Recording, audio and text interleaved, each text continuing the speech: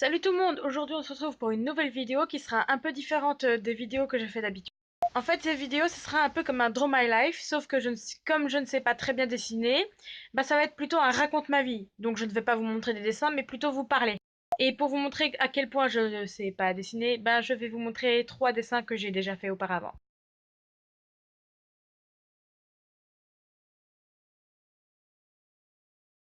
Comme certains disent que je ne sais pas dessiner et d'autres disent que je sais dessiner, je ne sais pas comment me décider. Du coup, je vais préférer parler plutôt que dessiner, parce qu'en plus dessiner c'est pas trop mon fort, même si j'adore faire ça.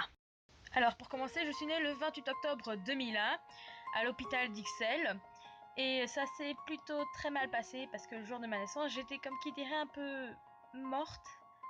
En fait, j'avais 2 semaines de retard sur ma naissance et ben, j'ai pas trop supporté le choc parce qu'on avait donné des médicaments et tout pour que je puisse sortir et du coup, ben, on a dû me faire un massage cardiaque et j'ai fait un arrêt cardiaque de environ 20 secondes.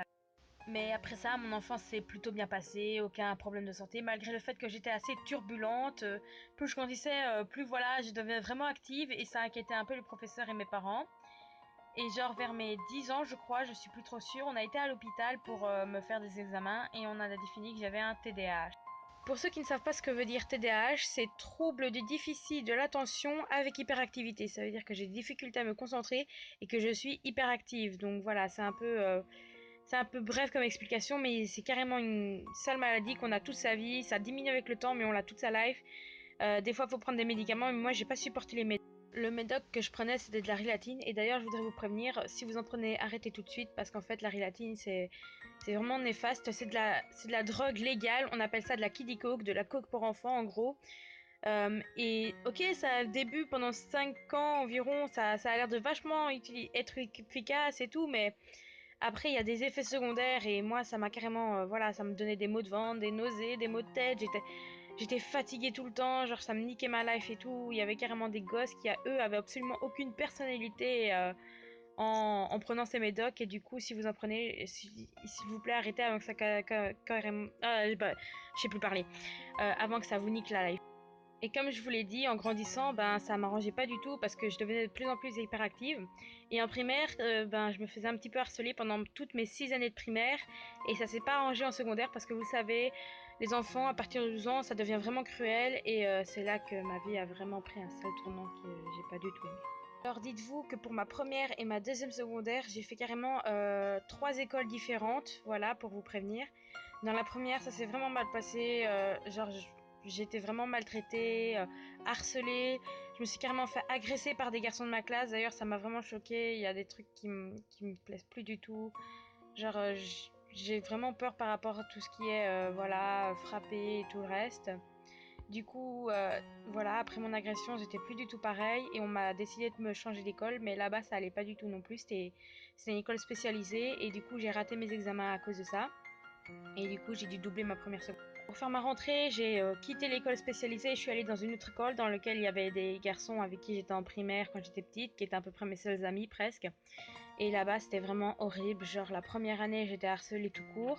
Mais la deuxième année, là où j'ai fait ma deuxième année secondaire, avant de faire mon CE1D, parce qu'en Belgique, on fait le CE1D pour passer en troisième secondaire, bah là, j'avais 3 types de harcèlement. Il y avait premièrement le harcèlement moral, le harcèlement physique et le harcèlement matériel.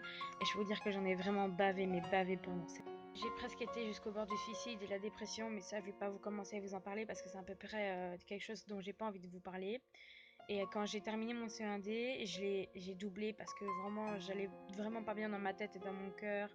J'étais vraiment presque au bord de la dépression là-bas. Et du coup, j'ai changé d'école et maintenant, ben, je suis en troisième secondaire. Et ben, franchement, je vais beaucoup mieux. Je me fais plus du tout harceler. J'ai des tas d'amis et franchement, je me dis que jamais j'aurais pu en arriver là. Je pensais vraiment que j'allais pas tenir le coup, que j'allais mettre fin à ma vie et tout le reste, mais j'ai vraiment tenu le coup. Du coup, voilà, je me dis j'ai bien fait de tenir parce que maintenant je suis beaucoup mieux là où je suis. J'ai des amis, j'ai une vraie vie. Je suis plus harcelée, j'ai plus peur d'aller à l'école le matin. Je pleure plus du tout le soir. Je suis franchement mieux que là où j'étais avant. Dans cette école, quand je souris, c'est vraiment pour de vrai. Je sais pas des faux sourires. Je suis vraiment heureuse.